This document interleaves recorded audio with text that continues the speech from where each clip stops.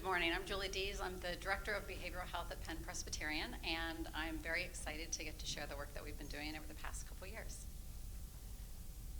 I have no disclosures. So I always like to start with this slide when I talk about our journey because it's going to sound like we have some incredible outcomes, and we do, but it didn't happen overnight.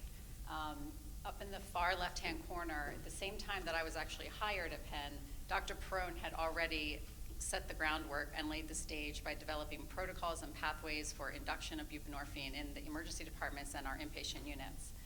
And then just starting at the top, we were awarded the Center of Excellence designation back in 2006. We hired our first recovery specialist in 2018. And then a bunch of things happened that just helped things fall into place. We got support from our local single county authority. We were awarded a significant SAMSA Grant to help with our work. We were able to engage with Penn's Innovation Center, and then finally the pathway incentives from HQIP came along. And all of that kind of worked together to bring us to the center of that, which is CORE, which is our Center for Opioid Recovery and Engagement. So I wanted to start because these guys are really the heart of our program. These are our certified recovery specialists, Nicole O'Donnell and Bryant, and they provide bedside consults in the emergency department. They also do the warm handoffs, and they provide up to 12 months of follow-up care once they are discharged. So thinking back to the SAMSA Grant, this was as part of our application to get the SAMSA Grant, we needed to describe how are we going to engage opioid use individuals as soon as they set foot in the emergency department, and how are we going to get them linked to medication-assisted treatment if that's the path the patient wanted to choose. So this really it kind of greased the wheels for the work that was going to be coming just a few months later. And then we had these great things in place. We developed the pathway, we had incredible staff on board, we had a model that we knew would work, and yet we still kept stalling out. We knew that over 1,000 patients were coming through our doors in our 3 downtown EDs in Philadelphia, and yet we weren't being notified. Nobody was picking up the phone and calling our team and saying, hey, we've got a perfect patient for you. So we were fortunate enough to submit an application to Penn's innovation team, and they selected our project to work on. And so with that, we went into this thinking, all right, we've got 3 main goals. We want to increase the number of consults that are happening in our EDs with the certified recovery specialists. We want to increase the number of patients started on bup. And we really wanted to figure out, are these patients staying engaged in treatment once they leave us? And so looking at the barriers we were facing, identification was the big one, right? We knew the patients were there, but we weren't being told, so we couldn't help them if we weren't responding to the fact that they were in our EDs. Secondly, the ED treatment being offered wasn't evidence-based, and a lot of providers weren't comfortable with using buprenorphine. The trainings weren't happening, and there were just a lot of stigma around working with the population. And then finally, even for the docs that were willing to get patients started on Suboxone, they were hesitant to do so if they weren't 100% confident they were going to get follow-up care, which is completely fair. So the team set out by analyzing our data. You don't really need to see the numbers. The point is, what they did is they took all of our patients that met certain criteria, and we were calling these Act Now patients. In other words, if we knew that these patients were in the emergency department, in other words, if their presenting problems had something to do with overdose, withdrawal symptoms, a history of OUD, any of those sorts of things, we were able to track this. And there were lots of important takeaways from this, but one of the big ones was that we knew that 81% of the patients showing up having overdosed were discharged pretty quickly, or they left AMA. And so we understood that that's the population we really need to target because we don't have a whole lot of time to get to them. So with the help of the innovation team, we set about to figure out how can we automatically get alerted. We had been relying on social workers and doctors to give us a call, but as you know, that the EDs are not a place to always have a lot of luxury to walk away and make a phone call, or you're not even thinking of that.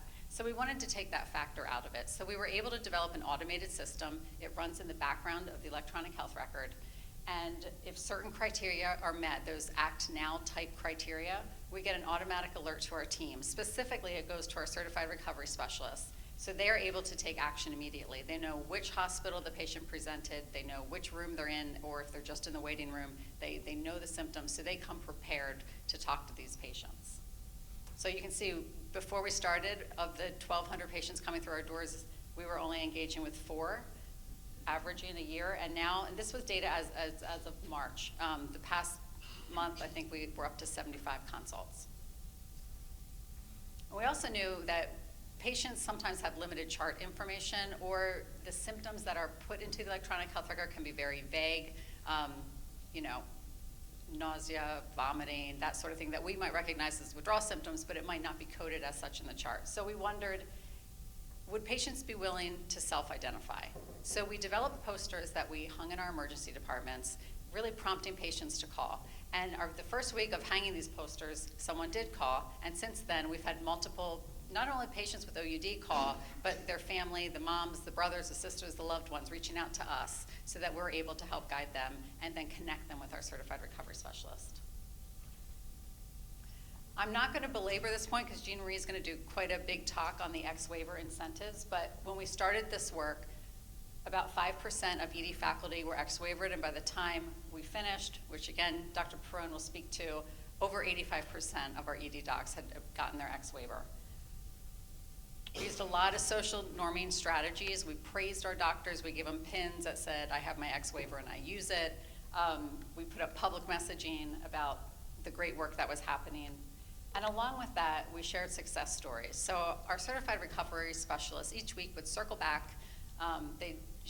Nicole generally sent these emails. She'd send them to Dr. Perrone, who would put together little blurbs of stories and be able to share back with the providers that had worked with these patients so that we're closing the loop and reinforcing the fact that the work that's happening, the great things you're doing, it's having great results.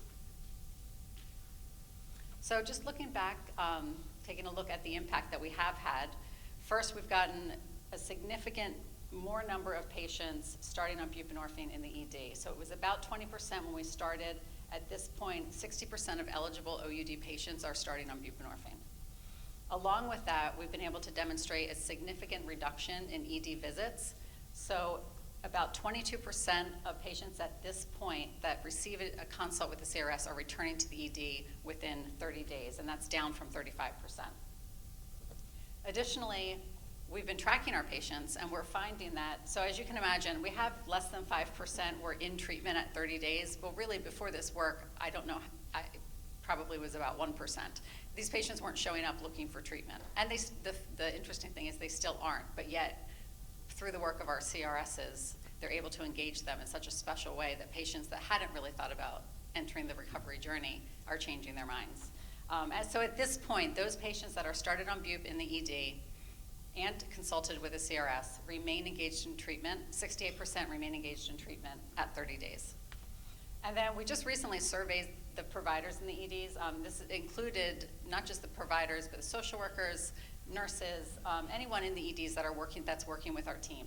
And we got a net promoter score of 90, which just goes to say that the work that we're providing, it's making the doctors happy. They feel supported.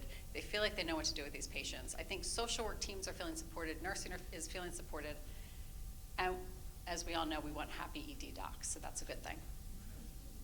So we kind of took this program that we were putting together that was unnamed, and in February, we branded ourselves as the Center of Excellence for Opioid Recovery and Engagement.